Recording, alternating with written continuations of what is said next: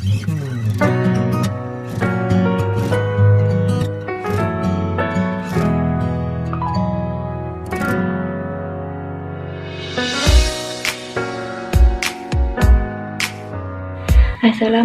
warahmatullahi wabarakatuh. Perkenalkan, nama saya Jovita Iksar Hardianti dari kelas 12 IPS 2, nama absen 14. Di sini saya akan menjelaskan tentang perkembangan televisi. Televisi adalah sebuah media telekomunikasi yang berfungsi sebagai penerima siaran gambar bergerak serta suara, baik itu monokrom atau hitam putih maupun yang berwarna.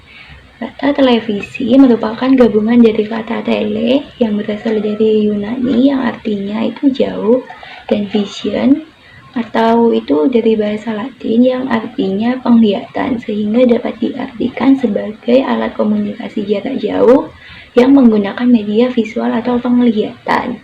Televisi memiliki beberapa fungsi, yaitu sebagai alat informasi, media edukasi, fungsi kontrol, serta menjadi media penghubung antar daerah.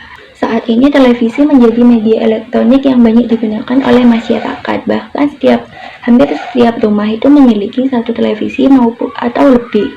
Televisi mulai berkembang sejak penemuan elektrische teleskop oleh Paul Nikow pada 1880. Lalu pada 1920 John Logie-Baird dan Charles Francis Jenkins menggunakan elektrische teleskop untuk menciptakan suatu sistem dalam penangkapan gambar, transmisi, dan sistem penerima. Pada tahun 1923, Vladimir Kozma-Zhorikhin mendaftarkan hak paten atas namanya untuk penemuan yang disebut kineskop. Dan kineskop ini menjadi cikal bakal televisi tabung pertama di dunia. Atas penemuan tersebut, Vladimir Kozma-Zhorikhin dijuluki sebagai penemu televisi.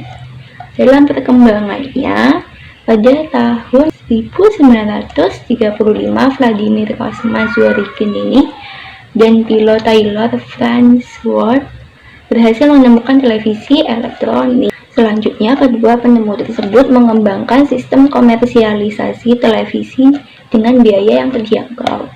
Akhirnya, pada tahun 1939, keduanya mulai menayangkan siaran dengan menggunakan sistem elektronik.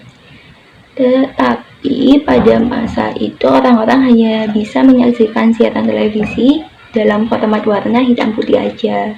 Belum ada TV berwarna.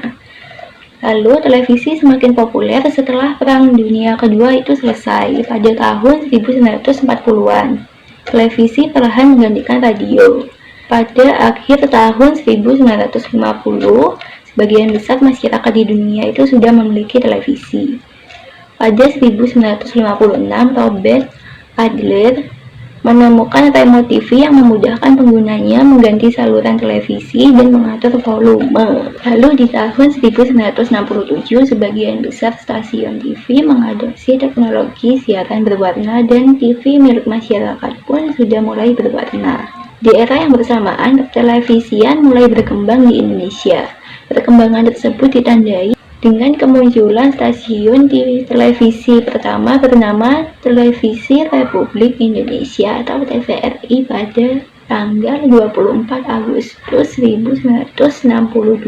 Kemunculan TVRI berdasarkan SK Menpen RI nomor 20/SK/7/61.